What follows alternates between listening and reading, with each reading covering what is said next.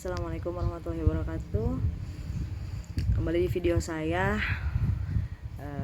Saya Rahmayanti Oktavia, semester 4 Fakultas Hukum Universitas Subang, akan melaksanakan salah satu tugas yang diberikan oleh dosen hukum asuransi tentang analisa sebuah kasus asuransi.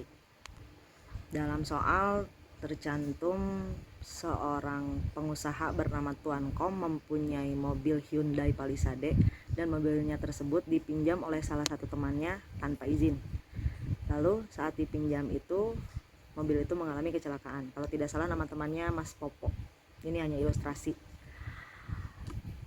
Pertanyaannya, dapatkah penanggung memenuhi klaim dari Tuan Kom? Dan satu lagi, apakah dibenarkan Tuan Kom membebaskan Mas Popo untuk membayar ganti rugi? Sebelumnya ceritanya Tuan Kom ini punya utang kepada Mas Popo. Jadi utang mereka tuh impas. Mas Popo tidak harus membayar ganti rugi karena Tuan Kom punya utang kepada Mas Popo. Itu dibenarkan atau tidak? Insya Allah saya berusaha menjawab. Untuk yang pertama, dapatkah penanggung memenuhi klaimnya Tuan Kom? Dapat, karena sekelas Tuan Kom yang mempunyai Hyundai Palisade, atau secara otomatis pasti dia sudah mengasuransikan mobil tersebut. Oris mungkin ya. Jadi saat terjadi kecelakaan, pasti pemilik mobil mengajukan klaim asuransi untuk penggantian.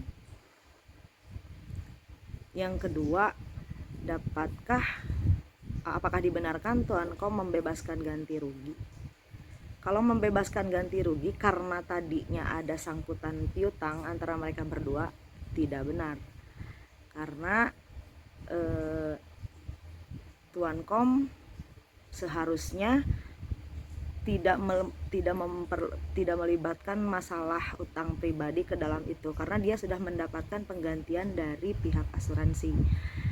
Nah, pihak asuransi yang namanya PT Batur Ka Urang Ka Batur itu nanti yang akan menagih ganti rugi yang disebabkan oleh pihak ketiga kepada Mas Popo. Jadi itu di luar konteks utang sebetulnya.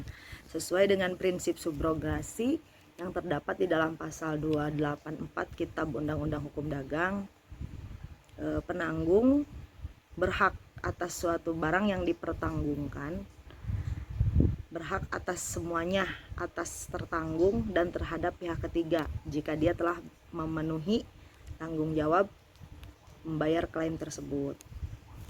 Isinya kurang lebih begitu, saya tidak begitu hafal isi pasal 284. Intinya prinsip subrogasi di sini dipakai agar si tertanggung tidak mendapatkan double claim. Kalau di antara Mas Popo dan Tuan Kom ini,